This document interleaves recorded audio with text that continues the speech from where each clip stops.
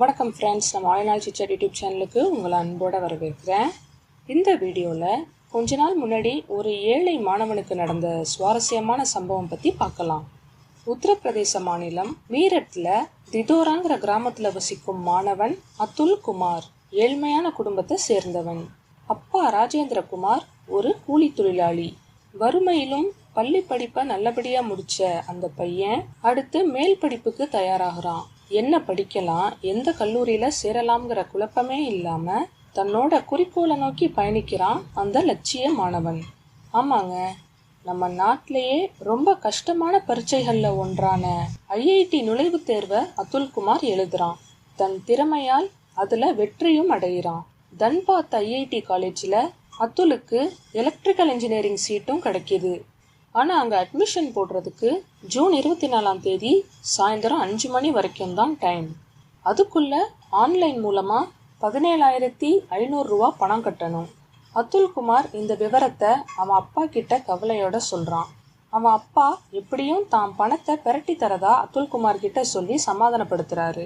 Admission போட வேண்டிய நாளும் வந்துச்சு. அன்னைக்கு அதுல் தேவையான டாக்குமெண்ட்ஸை முன்கூட்டியே காலேஜ் வெப்சைட்டில் அப்லோட் பண்ணிவிட்டு அப்பாவை எதிர்பார்த்து காத்துக்கிட்டு இருக்கான். அவரும் சொன்ன மாதிரியே மகனுக்கு பணத்தை ரெடி பண்ணிட்டதா சாயந்தரம் 4:45 வீட்டுக்கு வந்து சொல்கிறாரு. ஆனால் அதுல் குமார் விவரங்களை சரி பார்த்து பணத்தை ஆன்லைனில் கட்டி முடிக்கிறதுக்குள்ள நேரம் 5 மணியை தாண்டிடுச்சு. சரியா அப்போ மணி 5:03.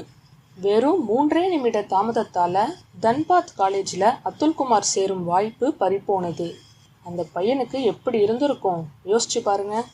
அவன் அப்பா ராஜேந்திர குமாருக்கும் இந்த ஏமாற்றத்தை தாங்கிக்க முடியலை. தான் மகனோட திறமைக்கும் உழைப்புக்கும் உரிய அங்கீகாரம் கிடைக்கணும்னு முடிவு பண்ணாரு. தன்னோட வேலை பார்க்கும் நண்பர்கள் கிட்ட இதை பற்றி சொல்லி அவர்களின் ஆலோசனைப்படி ஹைகோர்ட்டில் ராஜேந்திர குமார் வழக்கு பதிவு செய்கிறாரு. ஆனால் அங்கே ஒரு முடிவே இல்லாமல் நாட்கள் வீணாக இழுத்தடிக்கப்படவே சுப்ரீம் கோர்ட்டில் அப்பீல் பண்ணுறாரு. இந்த வழக்கு அக்டோபர் 1 மதிப்பிற்குரிய உயர்நீதிமன்ற தலைமை நீதிபதியான சந்திரசூட் அவர்களின் பார்வைக்கு வருது.